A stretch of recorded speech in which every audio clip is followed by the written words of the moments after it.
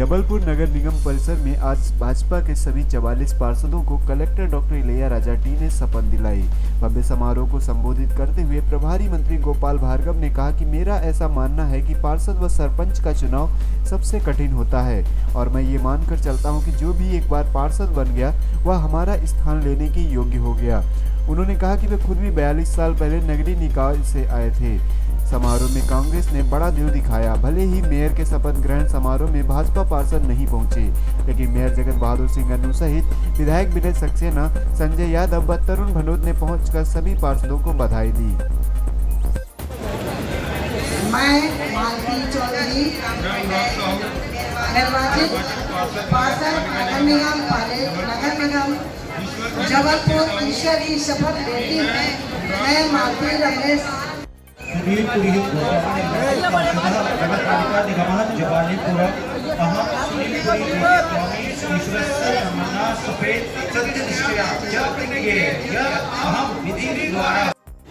आज हम सब इस शपथ के बाद एक जिम्मेदारी के साथ जबलपुर शहर के लिए जुड़ गए हैं। कल भी मैंने यही बात की थी। ये चुनाव जो आम जनता हमको चुन के भेजती है, उनकी अपेक्षा होती है और हम उनसे बहुत सारे वादे भी करते हैं। हम उनसे कह के आते हैं कि आपको क्या क्या चाहिए वो हम सब आपको देंगे। ये तभी संभव होता है जब ये नगर निगम का भूतपूर्व प्रांगण, यहां पर जब हम सब मिलकर एक साथ उस वादे को, अपने वादों को पूरा करने के लिए एकजुट होकर शहर की सेवा में लगते हैं। मुझे कांग्रेस पार्टी के लोगों ने पूरी ताकत से, वरिष्ठतम नेता से लेके अंतिम छोर के व्यक्ति ने पूरी ताकत लगा के मेरे लिए दिन रात काम किया। उन्हें मैं साधुवाद धन्यवाद देता हूं। दलगत राजनीति से ऊपर उठ के भी बहुत सारे लोगों ने मुझे आशीर्वाद दिया, उन सभी को मैं प्रणाम करता हूं। हमारे अब ये पार्षद हो गए हैं, अब ये भारतीय जनता पार्टी के और कांग्रेस के तो अपनी जगह हैं, अपनी अपनी विचारधारा से काम करेंगे, पर अब हम लोग एक परिवार हो गए। इसलिए आप सबको बहुत ज़्यादा बधाई और ढेर सारी खूब सारी शुभकामनाएं सभी पार्षदों को। ठीक है, इसमें क्या अनहोनी है। अपना अपना जिस तिथि को पार्टी ने तय किया, उस तिथि में बीजेपी वालों ने किया, जिस तिथि में कांग्रेस ने तय किया। सर, लेकिन दोनों का एक साथ हो सकता था। निगम के अतिरिक्त तो भार भी तो पड़ा है। यह व्यवस्था थी हमारे पार्षदों की, तो उस तारीख को नहीं कर सकते थे, तो उनकी तरफ से तय किया गया था। आज हमारी पार्टी के सभी पार्षद आए और शपथ ली। नियम के हिसाब से तो 3 दिन के भीतर लेना।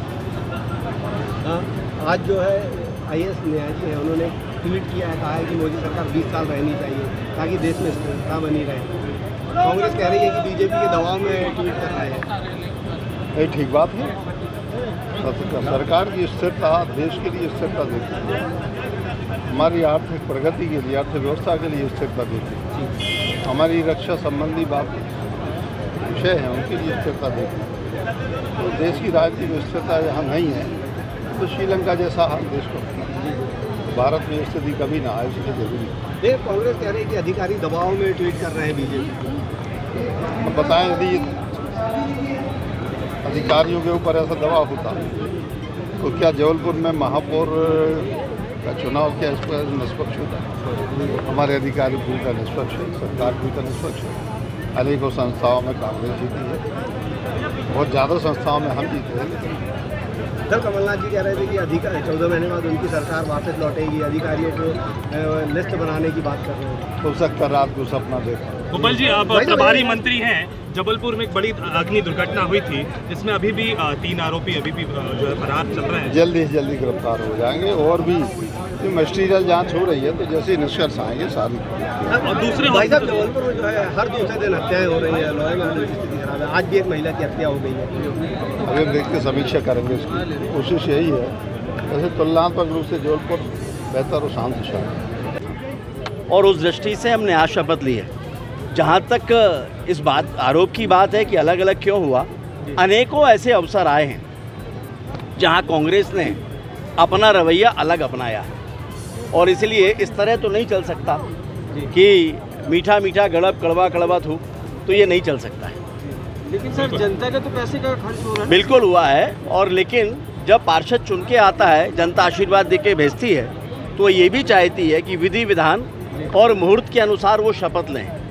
इन पार्षदों का आज का शपथ का मुहूर्त था, उन्होंने उसके अनुसार शपथ ली है।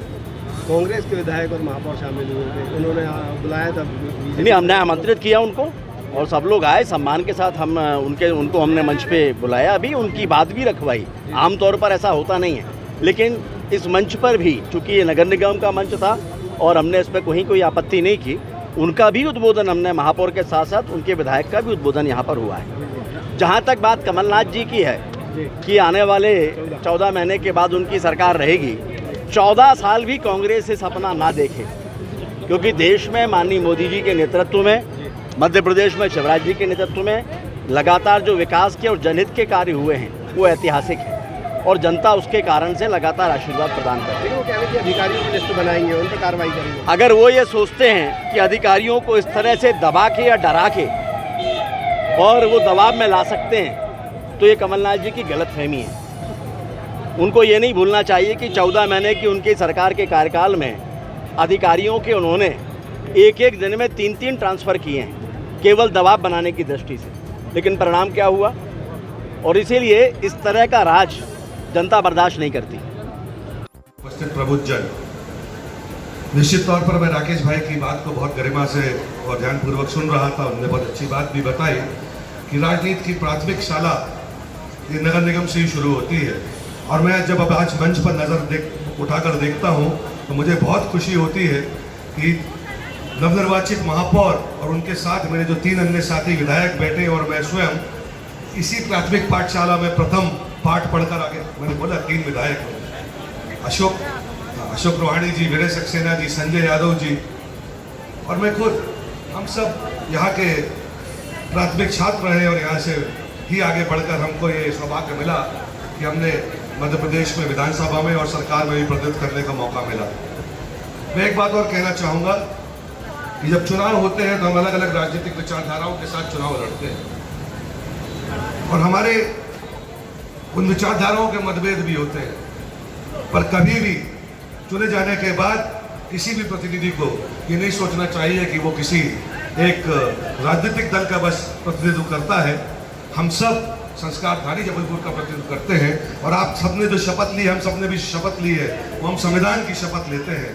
तो एक दूसरे का साथ देकर विकास के काम हो। और मुझे तो नगर निगम का, राकेश जी खास तौर पर मैं ये बात इसलिए कह रहा हूँ कि मैं बड़ा सौभाग्यशाली अपने आप को मानता हूँ कि जब मैं दूसरी बार पार्षद निर्वाचित हुआ तो आदरणीय विश्वनाथ दुबे जी शहर के महापौर निर्वाचित हुए और बहुमत सदन के अंदर भारतीय जनता पार्टी के साथियों का था। साथ तक बहस भी होती थी, चर्चा भी होती थी, मुद्दों के ऊपर गर्मागर्मी भी होती थी, पर मैं बड़े दावे के साथ कह सकता हूं कि जो भी निर्णय निकलते थे वो एक मते होकर निकलते थे और शहर हित के निकलते थे। मैं आज बात को भी इसलिए यहाँ पे इंगित कर रहा हूँ। अब थोड़ा सा महसूस हुआ था, पर चर्चा का विषय नहीं है कि 2 शपथ क्यों हुई। पर मैं ये कहना चाहूँगा वो सब बातों को भुलाकर आप जो सारे 89 वार्ड के पार्षद यहाँ पर हैं, आप सबको संस्कारधारी के जबलपुर के हित के निर्णय लेना चाहिए, सार्थक बहस भी करना चाहिए। महापौर किसी और दल के हो सकते हैं, पर उनका भी संकल्प ये है, शपथ उनने भी वही ली है जो आप सबने ली है कि संस्कारधारी का विकास होना चाहिए। 1 मिनट में अपनी बात को कहकर समाप्त करूंगा। संस्कारधारी जबलपुर का बड़ा गौरवशाली इतिहास रहा है। अगर आप गूगल पर जाके सर्च करेंगे तो हिंदुस्तान की जो सबसे पुरानी नगर निगम थी उन प्रथम 10 नगर निगम में जबलपुर भी था और एक विकसित शहर के रूप में जबलपुर हम सबको मिला था।